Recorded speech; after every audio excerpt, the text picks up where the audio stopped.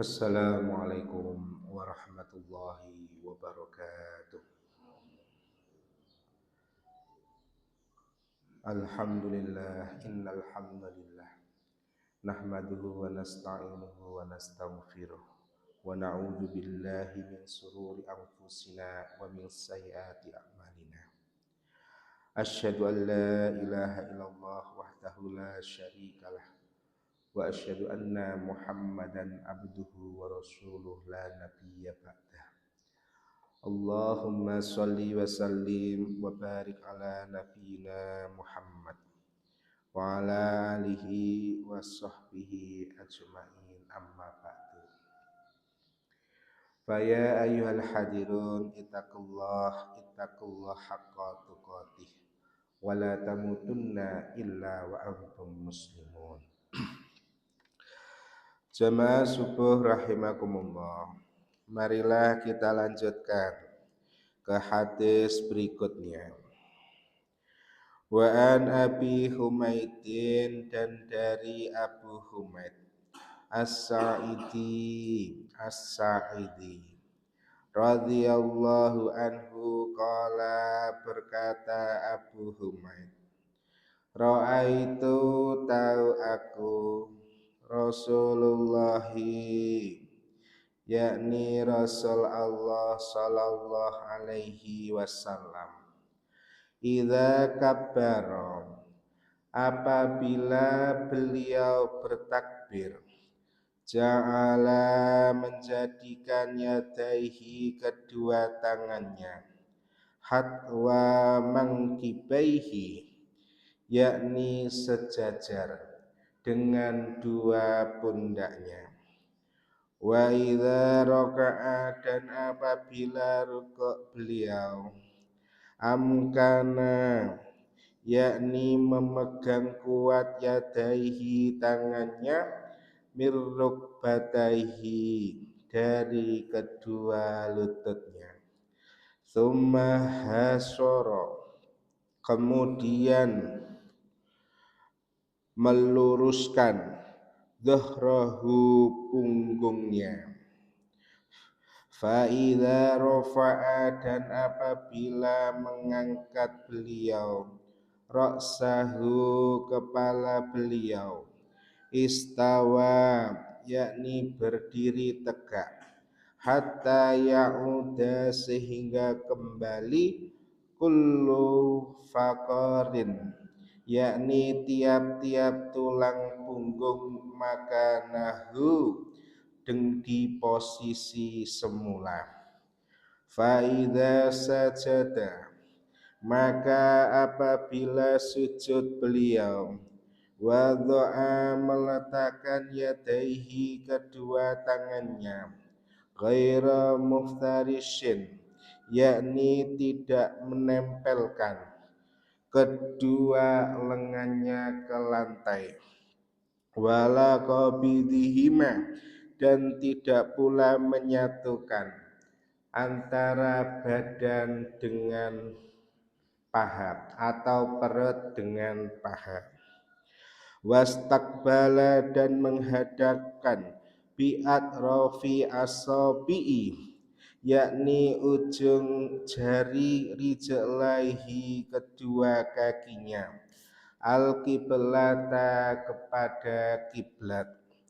Wa idza jalasa, dan apabila duduk beliau, fir rak'ataini, di antara dua rakaat, jalasa, duduk, ala rijlihi, atas kakinya, al yusra, yang kiri, wa nasoba, dan menegakkan, al yumna, yang kanan.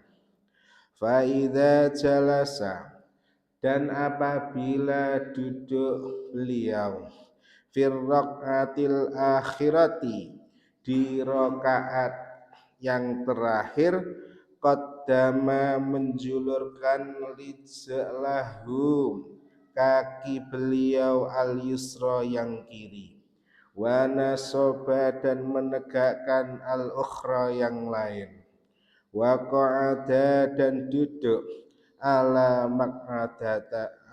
maq'adatihi, di atas pinggul kirinya Nabi. Akhraja, mengeluarkan hu akan hadis Al-Bukhari, Imam Bukhari. Hadis ini menjelaskan, yakni berkaitan dengan tata cara salat Nabi. Bagaimana sih salat Nabi itu dari awal takbir hingga akhir? Maka yang pertama, Pak, bahwa apabila Nabi bertakbir, memulai salat dengan takbir, yaitu mensejajarkan tangannya dengan pundaknya. Pripun, Pak? Jadi mensejajarkan tangannya dengan pundaknya. Jadi kalau ini tangan ya Pak ya. Nah, ini tangan. Nah, sejajar itu bisa seperti ini, Pak. Nah, oke, seperti ini. Nah, jadi mensejajarkan tangan beliau dengan pundaknya. Ini kita fokus ke hadis ini, Pak ya. Walaupun ada nanti berkaitan Nabi pernah mensejajarkan dengan telinganya, di bawah telinga dan seterusnya. Namun menurut hadis ini yang disahihkan oleh Bukhari, maka Nabi mensejajarkan tangannya sesuai pundaknya. Jadi seperti ini. Kalau panjenengan beranggapan bahwa tangan itu adalah sejajar, itu ya gini Pak. Nah ini yang dianggap tangan, mungkin seperti ini ya. Tetapi lebih enak memang kayak gini Pak, sejajar itu.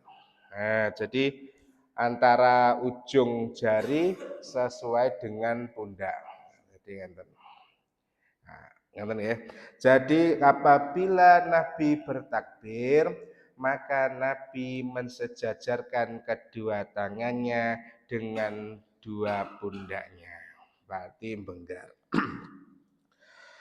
Kemudian apabila Nabi ruku, nah sudah ruku Pak ya. Jadi apabila Nabi ruku, Nabi memegang kuat dua lututnya. Nah niki jane enten sing dipraktek nih. Mbah Roto maju ke depan monggo. Isin. Nanti anu ya, tadi tuh enggak ada. Mas Dion. Nah, ngeten nggih. Ngeten nggih. Kita sambil belajar, Pak. Kalau mboten dipraktekkan biasanya lupa. Adabnya anggap sana nggih. Nah. Nggih. Jadi ketika pertama niku Pak, ketika takbiratul ihram, kok takbiratul ihram nggih. Takbir. Nah, niki sejajar, Pak. Nah, dengan pundak. Nah, jadi tangannya ini sejajar dengan pundak seperti ini kurang lebihnya. Kemudian ketika ini di luar hadis nggih. Kemudian ketika beliau sedekap, nah, jadi ketika Allahu Akbar. Nah, sedekap ini ada beberapa versi. Versi yang pertama itu adalah posisi tangan. Ini karena ayatnya hadisnya di dada, Pak. Dada itu antara perut kali atas. Okay. Jadi dada itu mriki.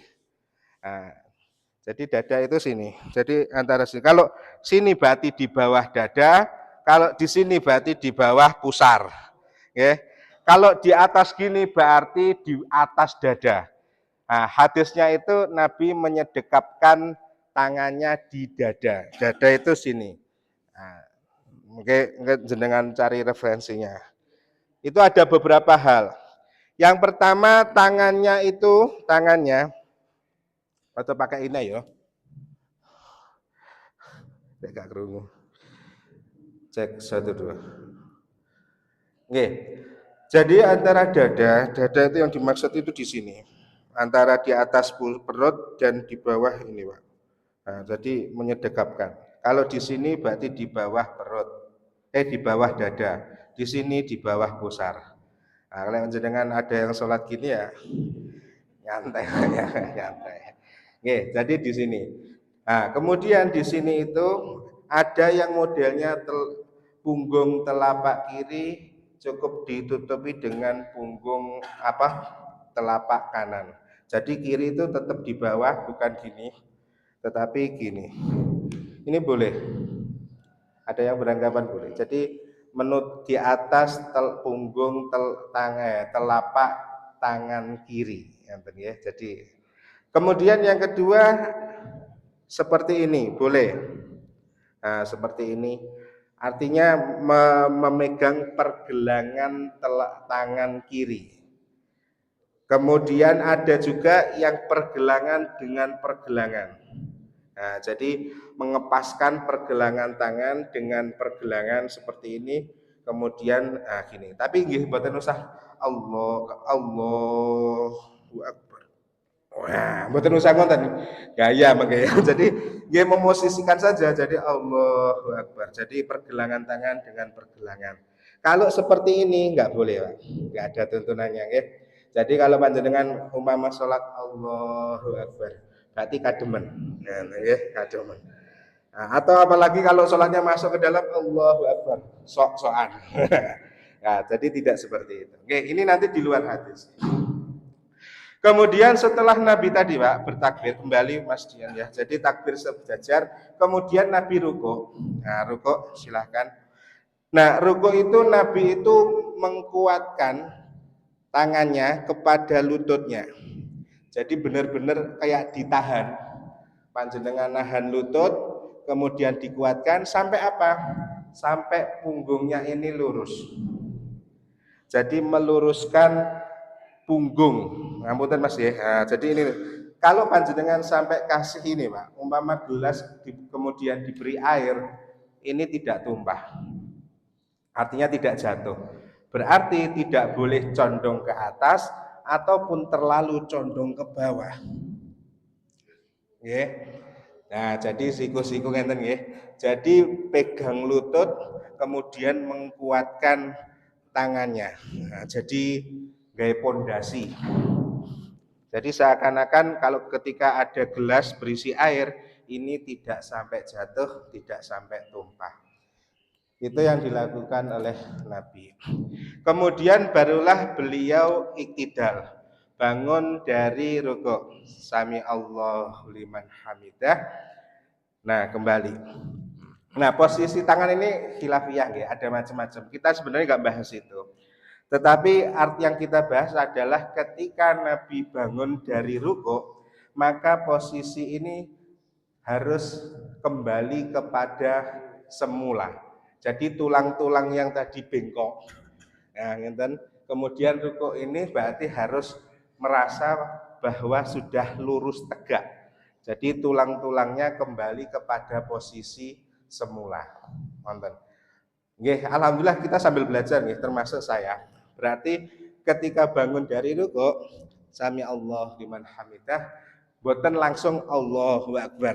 Nah, boten langsung sujud, tetapi dirasakan dulu bahwa tulang-tulang punggung ini sudah kembali tegak lurus, kemudian seakan-akan mengembalikan kepada posisi semula tulang-tulang setelah dibuat oleh rukuk. Nonton nggih. Dari sini saged dipahami nggih. Nah, saged dipahami. Kemudian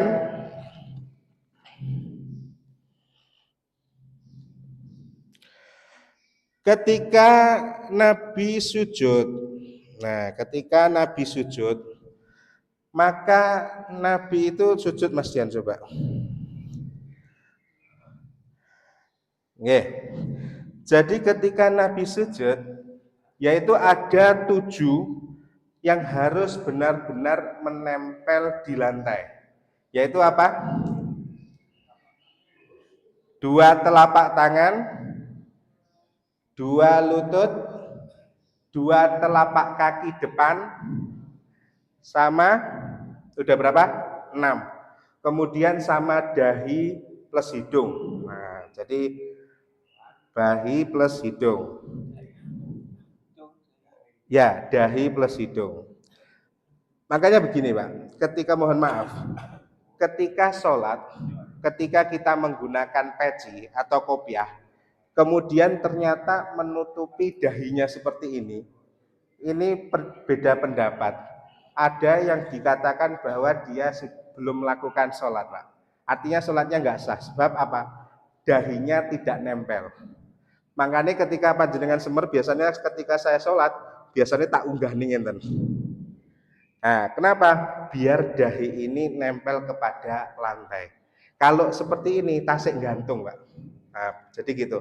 Apalagi kalau kopiahnya sing kewandel, tuh ngomong kayak. Nah, itu nyantol nggak bisa. Jadi harus benar-benar mepet kepada dahinya. Nah, jadi ini kalau makanya kalau ngaji seperti ini nggak masalah. Tapi kalau sholat harus dibuka. Itu. Nah, terlebih lek dahine ombongan tadi ki aman lah. Tapi lek dahine ciut, nah itu makanya harus dipaskan. Nah, ada 7, Pak. Jadi ada 7 dari sini ke hidung, kemudian 2 telapak tangan, kemudian 2 lutut, kemudian 2 kaki. Nah, kita dari awal dulu. Yang pertama adalah bahwa Nabi tidak menempelkan lengannya ke lantai. Nah, jadi kalau menempelkan lengannya ke lantai, pripun Mas? Nah, ngenten nggih. Mohon maaf. Jadi ngenten. Nah, umpama ngenten. Itu enggak seperti itu. Jadi Nabi tidak menempelkan kedua lengannya ke lantai. Berarti napa? Kalau dari bahasanya Pak, sejajar dengan pundak. Jadi ini kan pundak. Maka seperti ini. Nah, mensejajarkan pundak. Itu ketika itu. Kemudian yang kedua, tidak menempelkan badannya atau perutnya ke paha. Nah, pripun? Kan enter sing. Nah. Jadi mepet nggih. Nah, jadi mepet seperti ini. Jadi mepet dengan pahanya kayak gitu. Nah, itu jadi ada rongga yang harus dibentangkan dari perut sampai atas sampai dada. Jadi mboten ditempel nih ke apa itu paha, juga tangannya pun tidak ditempelkan ke lantai. Termasuk ada yang dipepetkan seperti ini, mohon maaf. Tapi ini di luar hadis ya. Artinya kalau melihat hadis ini berarti semuanya begar, Pak. Baik laki-laki maupun perempuan. Jadi perempuan pun juga begar. Kadang ada yang berpendapat bahwa perempuan itu harus ditutup gini Pak ya. Nah, terus kemudian gini ditutup. Tidak. Jadi kalau menurut hadis ini itu tetap posisinya sama baik laki-laki maupun perempuan. Tapi begari nggih kondisional. Jangan sampai ketika temannya begar akhirnya ngenten nggih, mekrok. Kasihan Pak yang lainnya Pak. Jadi ya normal lah. Sholat panjenengan sholat dewi nggak apa-apa, mau gini nggak apa-apa. Tapi kalau ada temennya ya mosok break ngenten. Mungkin singkur-singkuran seperti itu. Nah, kemudian menghadapkan ujung-ujung jari, baik tangan maupun ujung jari kaki ke arah kiblat. Nah, jadi sebenarnya Pak, lek cara saged anu ngenten, kaki ini kan lurus, Pak. Nggih, jadi kaki ini lurus menghadap ke kiblat, begitu pula nanti tangan ini juga lurus menghadap kiblat. Kadang awak dhewe iku ngene, Pak. Rodok napa ngarani? Megar, ngenten ya. Nah, jadi nggak terasa. Saya kadang juga seperti itu.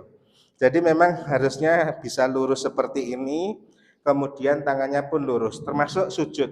Jadi sujud tadi, nah ini lurus ngenten, Pak. Nah, jadi tangan lurus, kemudian ujung kaki ini juga lurus menghadap kiblat. Jadi ujung kaki ini ngadep ke kiblat. Nggih, jadi cara ngeten. Nah, ini juga menghadap kiblat. Tidak boleh gini, Pak ya. Nyantai ngeten. Nah, jadi harus dipepetkan 7 tempat yang harus saat sujud tadi. Kemudian setelah itu ada yang disebut duduk. Ada dua duduk dalam hal ini, yakni duduk di antara dua rakaat atau mungkin di antara dua sujud dengan duduk yang akhir. Bagaimana duduk Nabi? Maka hadap sini Mas Dian. Nah, duduk Nabi itu apabila Nabi duduk di antara dua rakaat atau dua sujud ya. Yaitu yang pertama adalah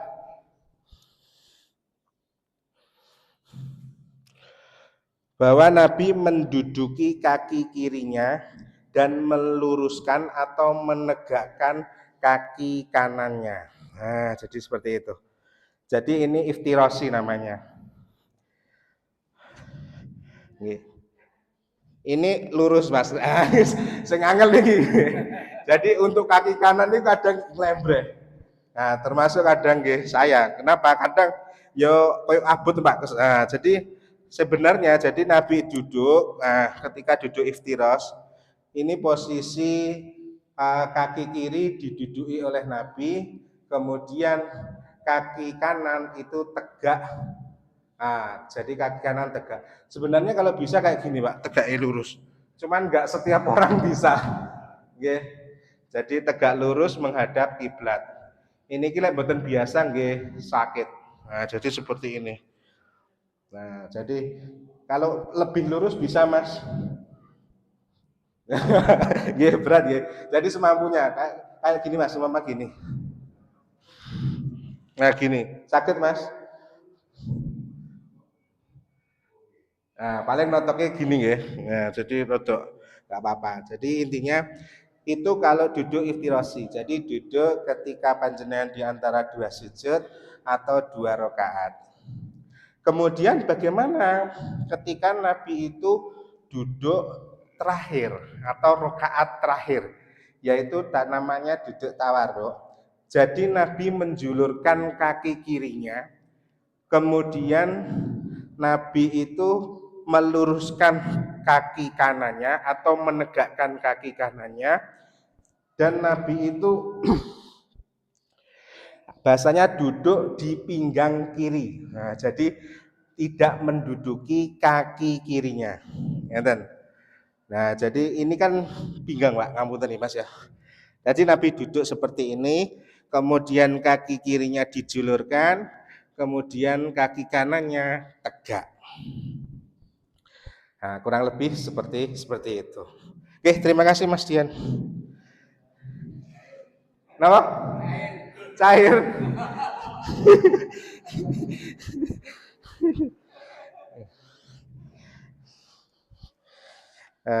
Nggih.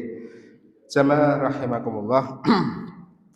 Jadi seperti ini, artinya ada beberapa hadis yang memang berkaitan tentang tata cara Nabi sholat. Nah, untuk hadis ini Pak, karena ini dikeluarkan oleh Bukhari, berarti mempunyai kekuatan hukum yang kuat. Nah, jadi gitu ya. Jadi kalau panjenengan mau berpatokan itu artinya hadis mana sih yang dianggap soheh atau hadis mana yang dianggap roji. Artinya mempunyai posisi kuat, yaitu jenengan cukup cari yang minimal ya, kalau nggak ngerti ya, cukup cari riwayat Bukhari atau Muslim. Nah, niku sudah dipastikan soheh.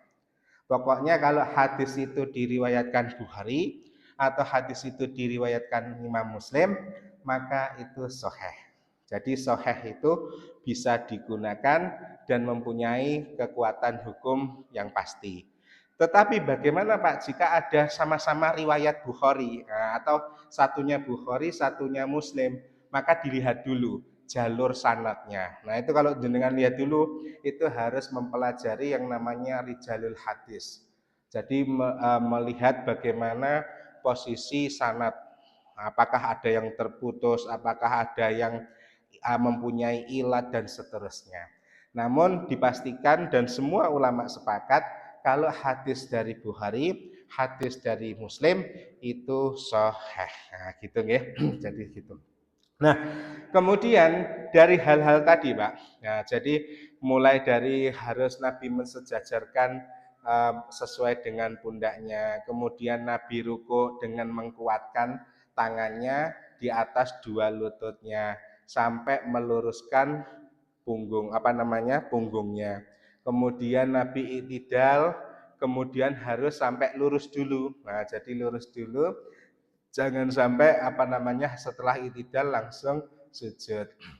Setelah sujud, ketika sujud maka harus berusaha untuk menempelkan dari 7 anggota tubuh tadi, dahi, hidung, kemudian 2 telapak tangan, 2 lutut, kemudian 2 kaki. Terus dihadapkan ke kiblat. Nah, kemudian ketika duduk yaitu duduknya ada 2, duduk iftiras dan duduk tawaruk. Maka yang iftiras kaki kiri diduduki. Kalau yang tawaruk yang terakhir, rakaat terakhir, kaki kiri dijulurkan. Artinya tidak duduk di kaki melainkan di pinggang sebelah kiri. Nah, dari sekian itu memang ada beberapa hadis-hadis lain yang memang berkaitan dengan tata cara Nabi. Paling tidak kita harus tahu, kita harus paham. Jangan sampai kita mungkin mohon maaf menyalahkan yang lainnya. Oh, itu enggak sesuai dengan Nabi. Mama seperti itu nggih Pak nggih. Karena kita belum tahu pasti berapa hadis berkaitan dengan tata cara salat. Namun yang perlu digarisbawahi lagi, selama itu adalah riwayat dari Bukhari, berarti hadis itu sahih dan bisa dan perlu untuk dipergunakan. Mungkin dari sini ada pertanyaan? Nggih, Mbak Roto.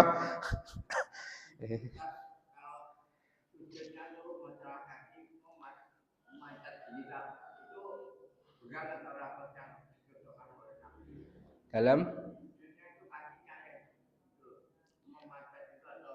rapat atau tetap bongkar. Nah, itu nanti ada di bab selanjutnya. Oke, makanya saya cuman gambaran saya bilang bahwa kita fokus dulu kepada hadis ini karena nanti masih banyak Mbak Rata ya. Jadi berkaitan bagaimana yang satu ada hadis tentang sejajar dengan telinganya. Bagaimana sedekap Nabi tadi, bagaimana ketika i'tidal. Nah, i'tidal tadi kan ada beberapa versi. Setelah i'tidal lurus, setelah i'tidal kembali sedekap, gitu. Nah, ada yang seperti itu. Kemudian sujud. Sujud itu ada yang berpendapat hidung pun nggak nempel nggak masalah. Yang penting dahi. Nah, jadi yang penting dahi. Kalau beberapa versi harus dahi dan hidung. Seandainya hidung tidak nempel karena pesek Pak ya. Nah, jadi cukup dahinya saja. Kemudian duduk juga demikian. Duduk itu ada yang berpendapat, mohon maaf, itu ketika duduk di tahiyat akhir itu menggunakan duduk iftiros. Jadi duduknya duduk di atas kaki kiri. Tetapi kalau yang kita bahas tadi, Nabi itu di tahiyat akhir duduknya tawaruk. Jadi tidak duduk di atas kaki kiri melainkan menjulurkan kaki kirinya. Termasuk bagaimana cara ini Pak. Nah, duding. Nah, duding ini enggak ada beberapa pendapat ya. Jadi apakah duding itu gerak-gerak, apakah cukup berhenti dan lain sebagainya. Nah, itu mungkin ada di bab-bab setelahnya atau pembahasan setelahnya. Kalau nggak ada nanti sedikit mungkin kita bahas masalah itu. Termasuk yang terakhir adalah salam. Jadi salam itu itu juga banyak versi, Pak. Ketika panjenengan salam assalamualaikum warahmatullah, cekap selesai. Tanpa harus salam ke kiri. Oke. Ini kode ya. Jadi umpama ketika seseorang assalamualaikum warahmatullah, kanan tok, habis itu enggak ke kiri, boleh. Ada yang assalamualaikum warahmatullahi wabarakatuh sampai notok tuhnya, kemudian baru assalamualaikum warahmatullahi wabarakatuh. Itu boleh. Atau kedua versinya assalamualaikum warahmatullahi wabarakatuh, assalamualaikum warahmatullahi, itu juga boleh. Nah, jadi sebenarnya ada beberapa pendapat-pendapat yang berkaitan dengan itu. Jadi kita mencoba untuk membuka wawasan kita bersama mengenai tentang bagaimana sih tata cara sholat Nabi yang benar. Kemudian apakah kita selama ini sudah menerapkan itu atau hanya sekedar mungkin ikut dan tahu, gitu ya. Jadi ikut dan tahu. Biar Pakku ngajarin ngono, mama seperti itu. Ya udah, akhirnya seperti itu. Makanya kita sama-sama belajar. Saya juga belajar memahami bagaimana kita bisa untuk mensesuaikan tata cara sholat kita. Karena kenapa? Karena berkaitan dengan sholat itu, Pak, mohon maaf, itu kan sangat sensitif, nggih. Kenapa sensitif? Sebab dia akan menjadi amal perhitungan pertama kita. Oke, seperti itu, nggih. Jadi amal perhitungan pertama kita. Makanya kadang mohon maaf, kadang itu dulu itu diwanti-wanti sama ibu ini kurang ini kurang ini. Nah, nggih, karena kita udah belajar, akhirnya kita lebih tahu, kita lebih mengerti, dan kita perbaiki bersama. Demikian yang bisa kami sampaikan. Insya Allah kurang dan lebihnya mohon maaf. Kita lanjutkan minggu depan. Akhiran mari kita tutup dengan doa kafaratul majelis. Subhanakallahumma wa bihamdika asyhadu an la ilaha illa anta astaghfiruka wa atubu ilaih. Wassalamualaikum warahmatullahi wabarakatuh.